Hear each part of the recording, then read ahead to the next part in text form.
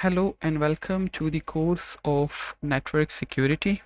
In this lecture, we are going to study some examples to demonstrate the concept of RSA that we have already learned in the previous lecture. If you remember, in the previous lecture, we were talking about the RSA algorithm, who developed this algorithm, how it functions, how it operates, what are the different steps like the generation of the key, encryption and decryption, and we also saw the different steps involved in the RSA algorithm. In today's lecture, we are going to see some practical examples of the RSA algorithm. We are going to learn the RSA algorithm with the help of 3 examples. So without further ado, let us start exploring the first example. I'm sure you must have learned the concept from the previous lecture. For example, for the RSA algorithm, we need to select two very large prime numbers, and those prime numbers are represented by P and Q. In this particular example, the values that I have chosen for P and Q, they are small, but in reality they are going to be much more larger number. So if a question is asked in the paper, in order to solve or encrypt a plain text by using the RSA algorithm, these two values, these two prime number must be given to you. You have to start from step number 2. In step number 2, you have to calculate a value for the n. And that is quite simple. In order to calculate the value of n, you have to multiply these two prime numbers. So multiply 17 by 11 and you will get 187. This 187 is actually the value of n.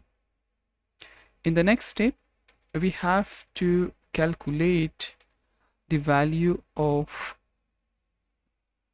pi n, which is also known as the totient function or sometimes the pi function. And the calculation is straightforward. Just subtract 1 from the value of p and 1 from the value of q and then multiply the result. So we know that the value of p is 17. 17 minus 1 will give us 16. The value of q is 11. 11 minus 1 will give us 10. If you multiply them both, you will get 160.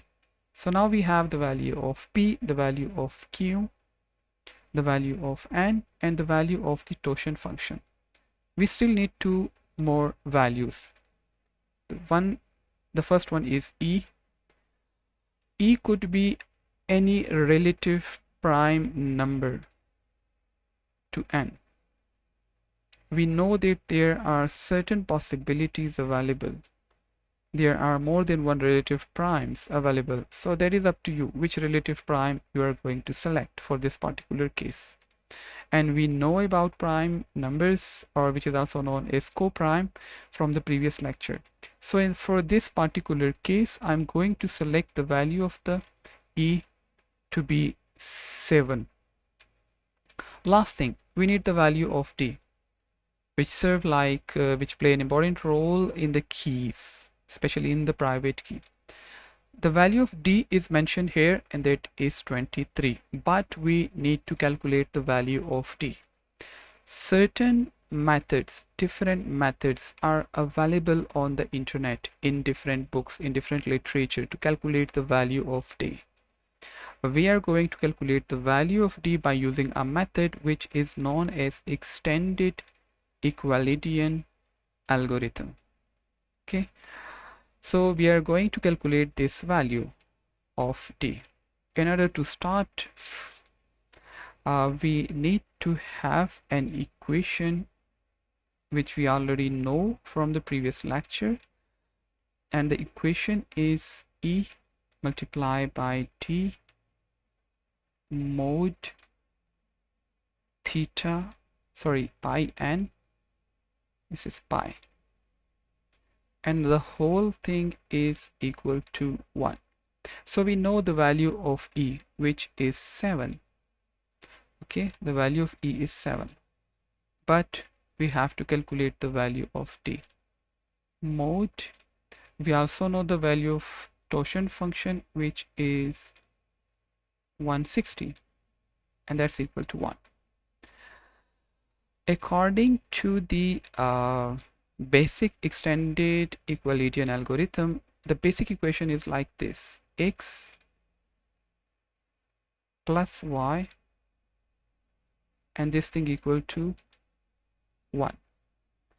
We have to put this value 160 here with x and this value 7 with y. Now this is our base equation. We have to solve it out. In order to solve it out, we have to generalize it, like removing the variables and leaving the constant. 160 is equal to 7.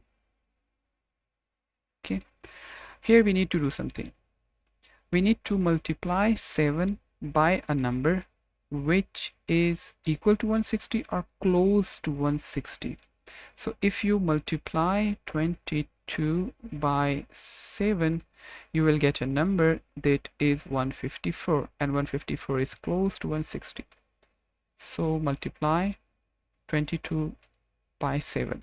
However, as the equal sign is there, so we need to make these two sides equal.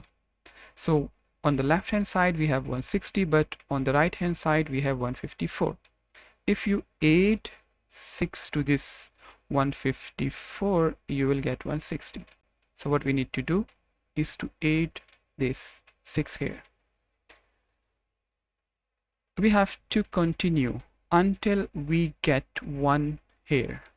So in the next step we need to do two things. Move this 7 to the location of 160 and move this 6 to the location of 7. So we will get 7 equal to 6. And then do the same thing. Find a value which, if we multiply it with 6, will give us 7, or a value close to 7. So we know if we multiply 1 with 6, it will give us 6, which is closest to 7. But we need to add something to make it equivalent to 7. So we need to add 1 here. 6 plus 1 equal to 7. And also we find the value, because 1 is here. So once 1 is reached out, we have to stop. This is the first step of the extended equilibrium algorithm. Now we have to move to the next step. The next step is the same, but we have to move in reverse order from bottom to up, starting from the last step.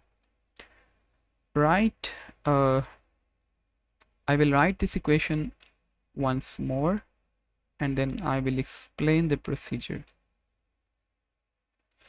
Okay, so I need 1 on this side. Everything else need to be moved to the next side of the equation. Once you move it to the other side, it will become minus. So 7 minus 6. But for facilitation, I am going to write 1 first and then 7 minus 1 into 6. If you simplify this equation, 7 minus 6, it will give you 1. 1 is equal to 1. Okay, but we do not need to simplify it. Leave it as it is. What we need to do, we need to replace the value of 6 from the above equation. Okay, consider this step. We know the value of 6 from here. Just move this whole term to the other side. It is going to be like this: 6 is equal to 160 minus 22 into 7, and this is the value of 6. So put this value here.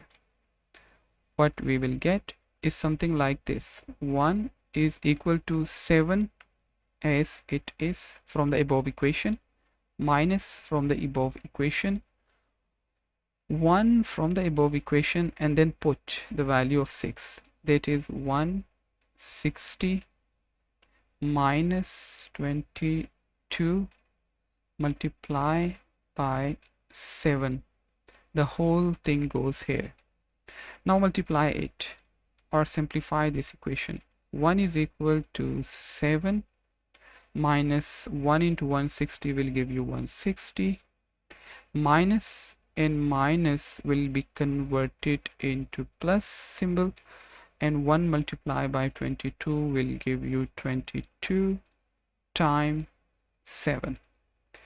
Combine the similar term 22 times 7 and 1 times 7. It will give you 23 times 7 minus 160 from the above equation. Okay, we are interested in this term. Okay, and we have reached to the final step. If there were more steps, we will be continue, but as there are no more steps, so we stop here. Now we need the value of d. This 23 is actually the value of d that we calculate by using the extended Euclidean algorithm. However, this is important to note that this value must be positive. In some cases, there are chances that you get a value something like this, negative. So if you get the value of d in negative, you have to do an extra step. What is that extra step? In that case, you will need to subtract this value from pi n. So in this case, the value of pi is 160 and it will give you 150. So in that case, our value will be 150. But that is for the case if we get a negative value. In our case, we get a positive value. So the value of d for this particular case is 23. Now we have all the values in place. So we can move forward toward the encryption process. We need to encrypt the plain text which is given to us, and the plain text is 88. So remember, we need to generate two keys, public key and private key. Public key is equal to en and private key is equal to dn. And we have the value of d, we have the value of e, and we have the value of n. As we know from the previous slide, we have the value of n, we have the value of e, and we have the value of d. We just put those values here. Okay, the value of n is 187, the value of e is 7, and the value of d is 23. Now we need to encrypt this. For encryption, we know we have to apply a formula in order to generate the ciphertext. C stands for ciphertext, and that is p raised to the power e modulus n. So put the value of p, which is the plain text given to us, there is 88, and put the value of e in the exponent, and the value of e is 7. So we put 7 here in the exponent. Mod n, the value of n is 187. Simplify. If you take exponent, you will get this value, and if you divide this value by 187, the remainder will be equal to 11. This remainder is actually our ciphertext. So Alice can now send this ciphertext toward Bob by using an unsecure communication channel. Once Bob received this 11, he will apply his private key in order to decrypt this ciphertext. So we also have a formula to derive the plain text, and that is equal to ciphertext to the power d mod n. Put the value of c, which is 11 in this case. The value of d we know, we just calculated d, which is 23, and that is a private key. Only Bob know about this value, nobody else knows about it. Mod 187. If you take power, you will get this value, and once you divide it by 187, you will get a remainder of 88. and this is the plain text. So Bob can derive the plain text by using this formula, which is the RSA equation. And this 88 is our plain text. So by using RSA algorithm, we can encrypt the plain text, or we can convert the plain text into ciphertext, and we can derive the ciphertext back from the plain text. So this is how actually RSA works. Now let us move to another example to clarify the concept. Same thing happens here. We need two prime number, very large prime number, but for simplicity purposes we are going to consider small numbers, and those numbers are P and Q. The value of P is 3, the value of Q is 11.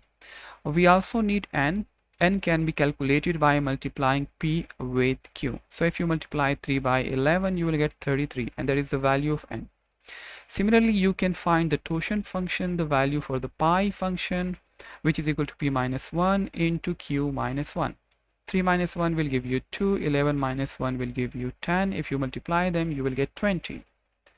And E is relative prime or co-prime to N. It could be any value which is relative prime to N. But for this particular case, we select the value of E to be 7.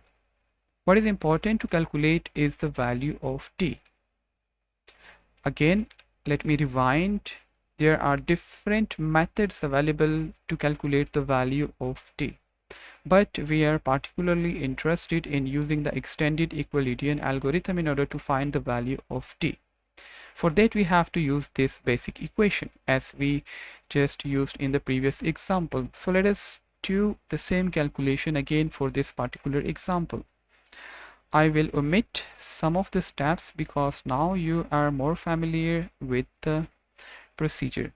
So I will start by putting the value of E. The value of E here is 7. Okay, we know from here. I put the value of E here and then multiply it by D. D is what we want to find. Mod and pi n. The value of pi n is 20 and the whole thing is equal to 1. So I put the values in this equation. But we need to convert it into extended equilibrium algorithm equation, and it could be like move this 20 towards the variable x but remove the x, and this 20 is equal to this 7, remove the variable y. What we need to do, we have to multiply this 7 by a number which give us a number close to 20 or maybe 20.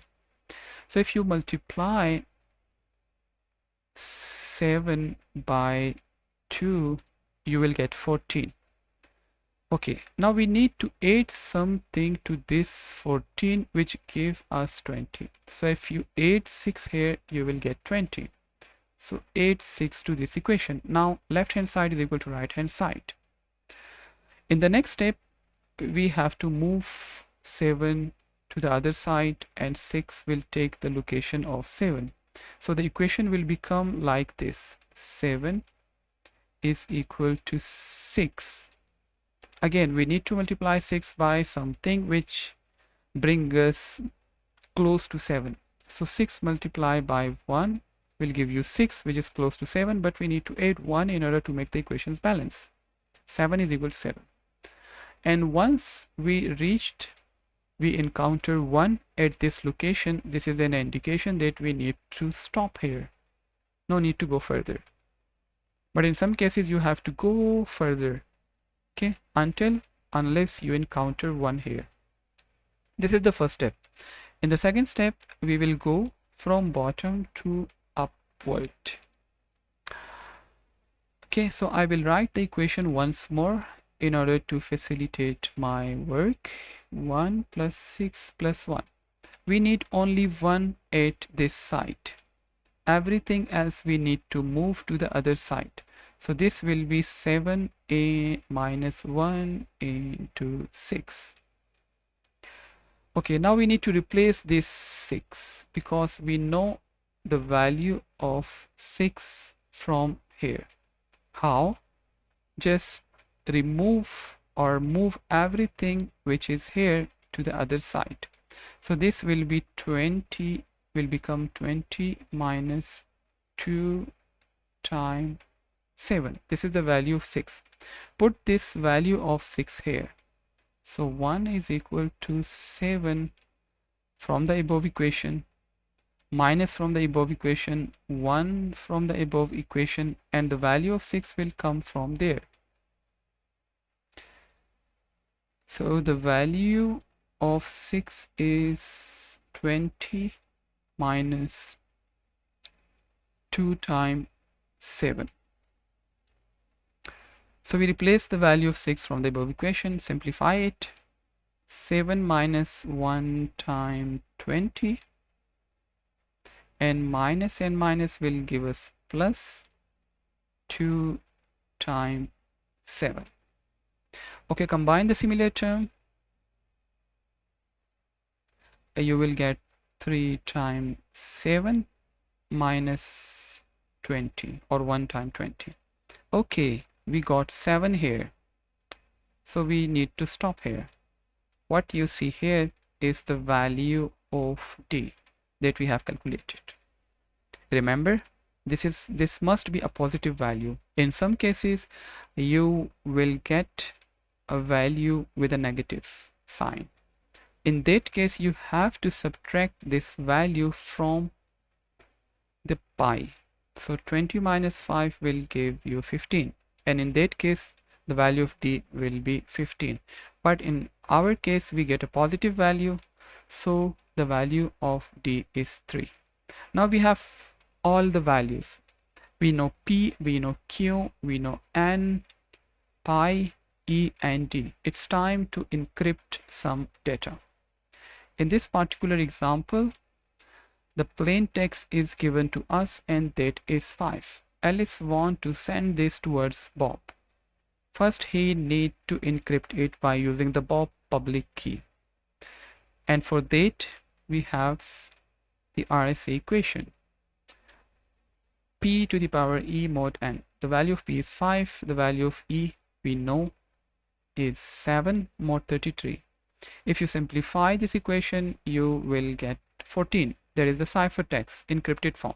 Send it over an insecure medium toward the receiver. And then the receiver will apply the private key in order to derive the plain text from the ciphertext. And for that, we have the RSA equation. C, which is the ciphertext. In this case, the value of C is 14 to the power D, and the value of D we just calculated is 3 mod 33.